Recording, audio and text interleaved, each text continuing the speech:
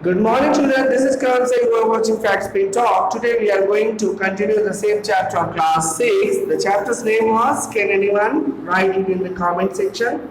What was the chapter that we were taking?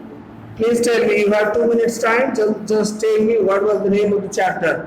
Whether you study at home or not, we will have to know that. So the chapter's name was, what was the chapter? Nikhil, Alia, can you say me? Can you tell me what was the name of the chapter? The name of the chapter was the government. We were studying about the government, page number 207. Please go and open your book on that page number. We are going to continue it from there onwards. In yesterday's class, we studied about the democracy, dictatorship, and the monarchy, the three forms of the government. Today, we are going to continue the same part. We will discuss this. The chapter was chapter number 3, civics, the government. The chapter's name was the government. Chapter 3, civics, the government.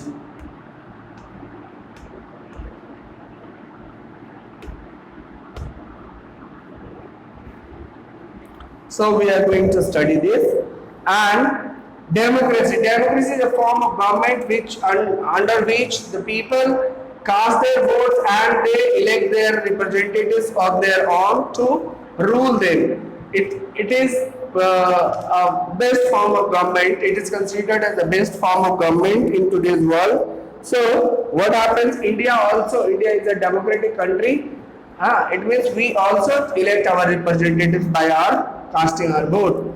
So democracy we have already a little bit of idea about. Now monarchy. Monarchy is something which we are not very used to. So monarchy means a family of the king, the royal family, and they will rule the entire country, entire state, that is their territory. They will rule their territory.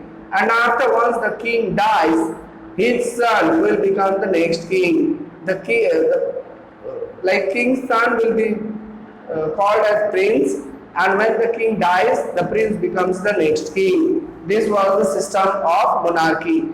ये monarchy का जो system था कि राजा का बेटा ही राजा बनेगा. आपने वो डायलॉग जरूर सुना होगा.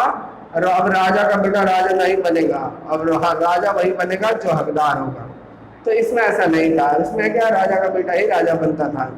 तो ये मोनार्की सिस्टम बहुत ही अच्छा बात नहीं था. मोनार्की में क्या था कि एक ही परिवार के लोग बार बार शासन सत्ता करते थे और सत्ता उनके बाप की जागीर हुआ करती थी. लोग अपने बखौती समझकर उसको चलाते थे. लोगों के साथ भेदभाव, अनाप शनाप तरह की सजा देना और तरह की चीजें चलती थी. अनार्किक सिस्टम था. तो कुल मिलाकर मोनार्की एक बहुत ही बेहतरीन एक शासन व्यवस्था को नहीं कहा जा सकता कि बहुत ही अच्छा था. इसके बाद दूसरा जो आता है वो होता है डिक्टेटरशिप. ये एक बहुत ही खतरनाक किस्म का एक सरकार चलाने का तरीका है, जिसमें कि इस डिक्टेटर पे, जो बंदा डिक्टेटर होगा उस पर किसी तरह का कोई अंकुश नहीं रहेगा. उससे कोई सवाल पूछने की हिम्मत नहीं कर सकता. किसी की मजाल नहीं है जो कोई उससे सवाल पूछ ले. इस तरह की व्यवस्था थी वहाँ पे. और दूसरी जो बात है डिक्टेटरशिप में, the third type of the government is a dictatorship. It is also called an authoritarian. Authoritarian means एक ही बंदे के पास सारा का सारा क्षमता, पावर, शक्तियां रहेंगी. मर्जी जो चाहे वो कर सकता है, पूरे देश में तांडव मचा सकता है. तो इस तरह की व्यवस्था थी. और form of government in a dictatorship, a person or a small group of people exercise complete control over the governance of a country. There are no elections and people play no role in the governance of the country and enjoy little or no rights. इन लोगों के ऐसे देश में जहाँ पे dictatorship चल रहा होता है, वहाँ के नागरिकों को किसी प्रकार की कोई जो है ना अधिकार की तो बात ही मत सोचो. आपकी तो हिम्मत नहीं होगी कि आप सरकार की मुखालफत कर दो, उनके खिलाफ कुछ बोल दो. अगर आप कुछ बोल देते हैं या सरकार को या डिक्टेटर को आपकी बात पसंद नहीं आती, तो आपको मारेगा, तोड़ के मुंह में बांध के उसको उड़वा डालेगा. इस तरह तक क्रूरता दिखाई जा सकती है. बिकॉज वहाँ पे ना तो कोई कोर्ट है ना अदालत है. Umpires decision is the last decision, ऐसा माना जाता है. जो उसने चाह लिया उसने वैसा ही किया. एडोल्फ हिटलर, जर्मनी का जो एडोल्फ हिटलर था, ये आज तक का सबसे बड़ा, सबसे क्रूर तानाशाह साबित हुआ. और इसका नाम इतिहास के पन्नों में काले अक्षरों में लिखा गया है. जर्मनी का हिटलर जो था वो बहुत ही खतरनाक और नीच किस्म का इंसान था. Adolf Hitler Germany was a dictator. इसी तरह आज वर्तमान दौर की बात करें तो नॉर्थ कोरिया का जो शासक है तानाशाह, जिसका नाम है किम जोंग उन, ये भी बहुत ही मीन टाइप का, नीच और कमीना किस्म का इंसान है, जो कि अपने लोगों पर बहुत ही अत्याचार जुल्म ढाता है और लोगों को अपनी मर्जी का कुछ नहीं करने देता। जो इसकी मर्जी होती है वही करने देता है, वो नहीं करने वालों को तोप के मुंह में बांध के उड़ा देता है। अब हम बात करेंगे यूनिवर्सल एडल्ट फ्रेंचाइज की। यूनिवर्सल एडल्ट फ्रेंचाइज किसे कहते हैं? इसे दूसरी भाषा में सफरेज भी कहते हैं। सफरेज का मतलब होता है वोटिंग राइट। एक व्यक्ति जो 18 साल से अधिक उम्र का है, लड़का है या लड़की है, अमीर है या गरीब है, किसी भी बोली भाषा धर्म का मानने वाला है, तो उस व्यक्ति को क्या देने का अधिकार है? वोट डालने का अधिकार है।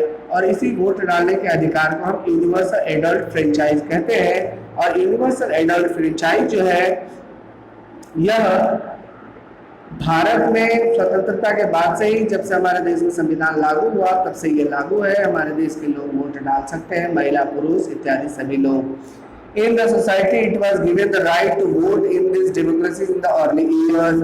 कई सारे ऐसे समाज की बात हम करें, चाहे फ्रांस हो, चाहे जर्मनी हो, चाहे आपका अमेरिका हो, ऐसे देशों में जब लोकतंत्र की बहाली हुई तो शुरुआत में महिलाओं को और poor section of the society, गरीब लोगों को वोट डालने का अधिकार नहीं दिया जाता था।